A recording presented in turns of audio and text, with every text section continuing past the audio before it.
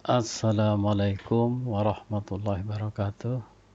Selamat bertemu kembali di kegiatan PJJ Kimia kelas 12 SMA Negeri 2 Banguntapan. Semoga para siswa senantiasa dalam kondisi sehat sehingga bisa mengikuti kegiatan PJJ ini dengan sebaik-baiknya. Pada kesempatan kali ini kita akan mempelajari tentang sel elektrolisis. Setelah pada pertemuan sebelumnya kita mempelajari tentang sel volta. Mari kita ikuti pembelajaran ini. Sel elektrolisis. Elektrolisis adalah peristiwa penguraian zat elektrolit oleh arus listrik searah. Ini yang dinamakan dengan elektrolisis. Di dalam elektrolisis bahwa energi listrik itu dirubah menjadi reaksi kimia dalam elektrolisis. Nih, kita bisa lihat di gambar ini bahwa sebuah elektrolisis itu terdiri dari katoda yang bermuatan negatif, sini, kemudian anoda yang bermuatan positif, dan ada elektrolitnya. Dalam hal ini terjadi perbedaan antara sel elektrolisis dengan sel volta. Pada sel elektrolisis di sini anoda itu bermuatan positif dan tempat terjadinya reaksi oksidasi. Sedangkan katoda itu bermuatan negatif dan tempat terjadinya reaksi reduksi. Dengan demikian, ada persamaan dan perbedaan antara sel volta dengan sel elektrolisis. Pada sel volta, ini perbedaannya adalah katoda merupakan elektroda positif pada sel volta. Sementara pada anoda adalah elektroda bermuatan negatif. Sedangkan pada sel elektrolisis, katoda adalah elektroda negatif dan anoda adalah elektroda positif. Sementara persamaannya adalah baik katoda pada sel elektrolisis ataupun katoda pada sel volta itu sama-sama tempat terjadi reduksi. Sedangkan anoda baik pada sel volta ataupun sel elektrolisis itu tempat terjadi reaksi oksidasi. Jadi itulah persamaan dan perbedaan antara sel volta dengan sel elektrolisis. Juga bisa dilihat pada gambar diagram ini juga menjelaskan hal yang demikian. Ini anoda positif, sedangkan di sini katoda itu bermuatan listrik negatif atau elektroda negatif. Kemudian di sini anoda tempat terjadinya reaksi oksidasi, sementara katoda itu tempat terjadinya reaksi reduksi.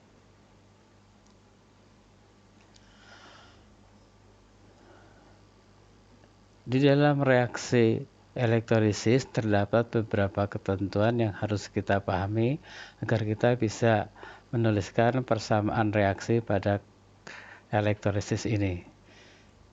Dan reaksi ini dibedakan antara reaksi yang terjadi pada katoda juga reaksi yang terjadi pada anoda. Pertama, reaksi yang terjadi pada katoda adalah reaksi reduksi. Kita harus mempertimbangkan yang pertama adalah jika kationnya itu berupa K+, Na+, Ca2+, Mg2+, ataupun Al3+, dan Be2+, atau golongan 1A, 2A, Mn, kemudian Al, maka jika dalam bentuknya adalah larutan seperti ini larutan, maka ion-ion tersebut tidak akan direduksi. Sebagai gantinya yang direduksi adalah air. Air ini akan direduksi menjadi OH- dan H2. Reaksi lengkapnya adalah 2H2O plus 2E menjadi 2OH- dan gas H2. Namun bila ion-ion tersebut, ion K+, Na+, Ca+, 2+, dan seterusnya seperti yang nomor 1 tadi, itu ada dalam bentuk leburan, ini leburan atau cairan, maka ion-ion tersebut akan dapat tereduksi. Sebagai contoh, di sini bisa dilihat Na+ ada dalam bentuk leburan atau liquid, maka ion Na+ ini bisa direduksi menjadi Na liquid. Sehingga jika dalam bentuknya adalah liquid atau cairan, maka ion-ion ini bisa direduksi.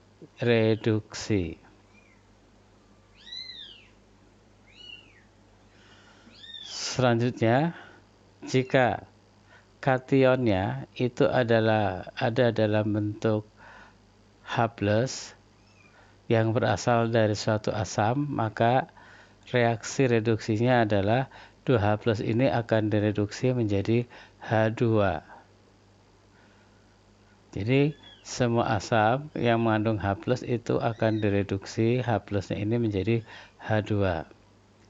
Dan yang ketiga, jika kation selain nomor 1 dan 2, berarti selain yang mengandung ion Na+, Ca2+, K+, dan seterusnya seperti pada nomor 1, dan juga bukan yang nomor 2, maka pada katoda akan terjadi reduksi ion-ion tersebut atau kation tersebut.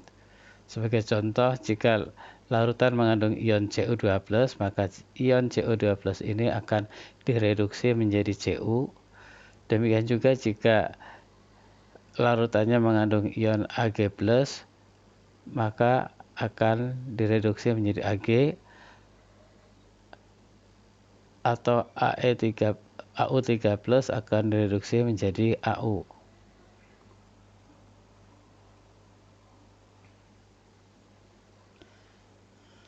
Kemudian selanjutnya adalah reaksi yang terjadi pada anoda. Reaksi yang terjadi pada anoda itu dibedakan antara anoda yang inert dan bukan inert. Inert adalah anoda tersebut atau elektroda yang bertindak sebagai anoda tersebut tidak ikut bereaksi. Anoda yang tidak ikut bereaksi adalah Pt, Au, dan karbon. Maka selain dari 3 anoda ini, itu akan ikut bereaksi. Nah, aturannya yang pertama adalah jika anion itu mengandung ion OH- maka atau basa, maka anion ini akan dioksidasi menjadi H2O dan O2 dengan persamaan reaksi 4OH- menjadi 2H2O dan O2 dengan melepaskan 4 elektron. Yang kedua, jika anionnya itu mengandung ion Cl-, Br-, dan I-, maka anion tersebut akan teroksidasi sebagai berikut. 2 Cl- akan teroksidasi menjadi Cl2 ditambah 2E, 2 Br- akan teroksidasi menjadi Br2 dan 2E, kemudian 2 I- akan teroksidasi menjadi I2 dan 2E. Dan yang ketiga, jika anion tersebut berupa sisa asam oksi, jadi asam yang mengandung oksigen, seperti sulfat, nitrat, bisa juga fosfat, maka ion-ion tersebut tidak akan teroksidasi. Sebagai gantinya adalah H2O akan mengalami oksidasi. H2O akan teroksidasi menjadi H+, dan O2 disertai dengan pelepasan 4 elektron. Jadi, jika larutan itu mengandung ion-ion yang berasal dari asam oksi semacam sulfat, nitrat, fosfat, maka anion tersebut tidak akan teroksidasi. Yang teroksidasi adalah air sesuai persamaan 2H2O menjadi 4H+, O2 dan 4E- ini. Tetapi jika anoda itu terbuat dari logam aktif selain Pt, AU dan C, maka logam-logam tersebut jika diletakkan sebagai anoda, maka dia akan mengalami oksidasi menjadi ion-ionnya. Sebagai contoh, jika anodanya terbuat dari Cu, maka anoda Cu ini akan berubah menjadi Cu2+ ditambah 2 elektron. Berikut adalah beberapa contoh untuk persamaan elektrolisis. Yang pertama adalah elektrolisis larutan. Bisa diperhatikan ini larutan NaCl dengan elektroda karbon. Nah, elektroda karbon adalah termasuk elektroda yang tidak ikut bereaksi. Maka NaCl ini dalam larutan akan terurai menjadi ion Na+ dan ion Cl-. Kation akan direduksi di katoda jika memungkinkan. Kemudian anionnya Cl- akan menuju anoda untuk dioksidasi. Maka pada katoda, karena katodanya adalah oksidasi dari kation, sementara kationnya adalah Na+, berarti dia tidak akan ikut terreduksi. Sebagai gantinya, maka yang direduksi adalah air. Di sini air 2H2O tambah 2E menjadi H2 dan 2OH-. Sementara karena anionnya adalah Cl-, maka sesuai aturan yang pada anoda, maka ion Cl- ini akan dioksidasi menjadi Cl2 dan 2E. Dengan demikian reaksi selnya adalah 2H2O plus 2Cl- menjadi H2 dan 2OH- plus Cl2. Dari sini kita tahu bahwa di katoda akan dihasilkan gas H2 dan larutan di katoda akan bersifat basa karena di sini ada 2OH-. Sedangkan di anoda itu akan dihasilkan Cl2. Kemudian contoh berikutnya adalah elektrolisis leburan. Nih, kata kuncinya leburan NaCl. Leburan NaCl itu akan terurai menjadi NaCl, terurai menjadi Na+ dan Cl- dalam bentuk liquid atau leburan.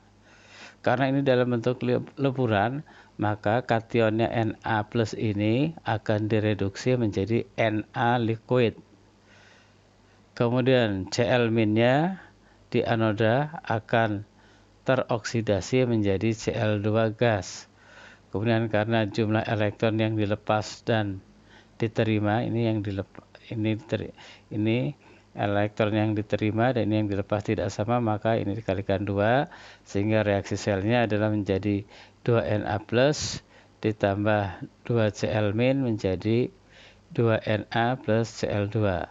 Sehingga di sini jelas perbedaan jika elektrolisis larutan dan leburan itu hasilnya berbeda. Untuk kasus ini NaCl leburan, maka Na-nya bisa direduksi menjadi Na.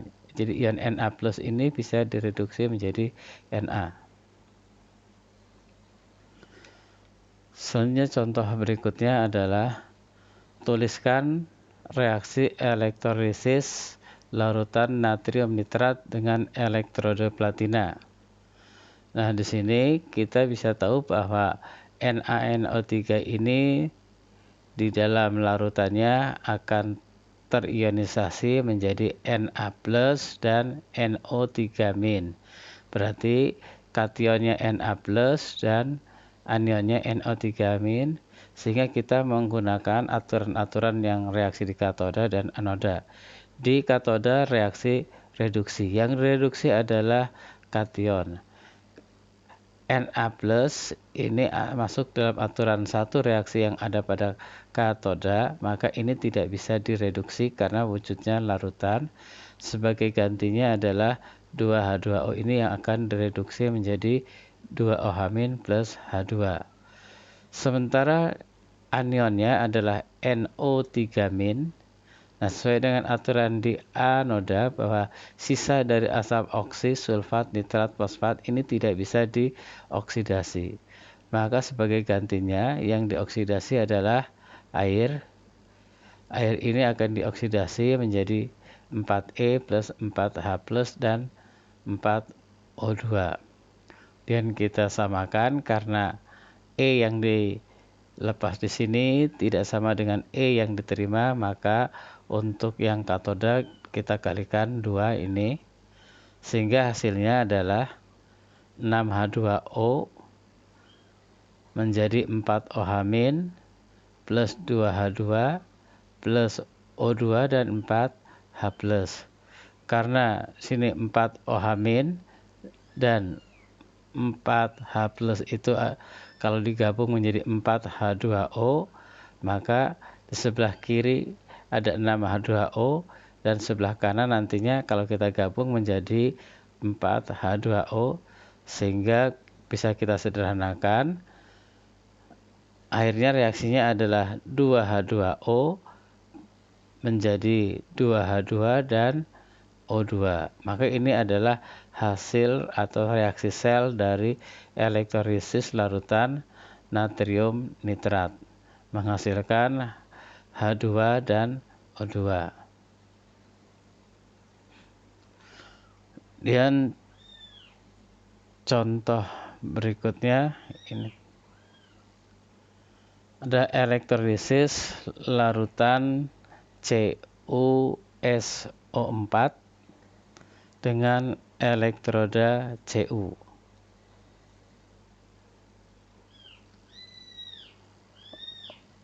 CuS4 itu terurai menjadi Cu2+ dan SO4 2-.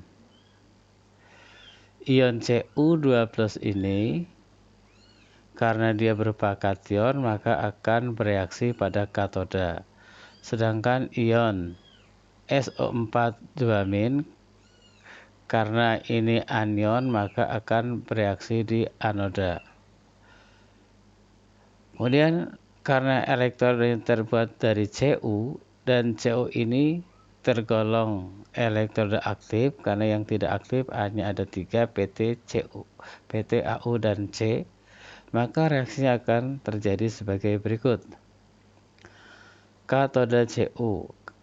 Pada katoda, maka yang terjadi adalah proses reduksi dari ion Cu2+ ditambah 2E menjadi Cu.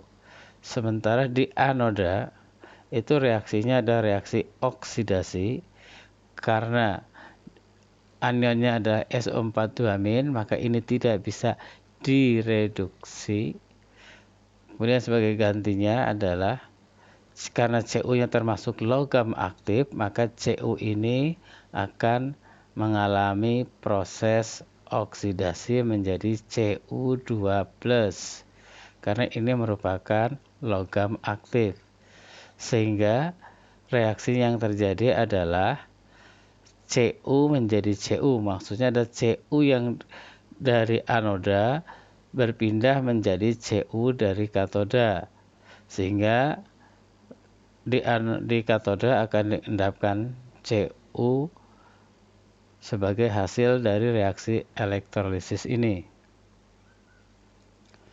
Nah, demikian tadi pembelajaran kita tentang reaksi elektrolisis. Semoga para siswa bisa mengikuti.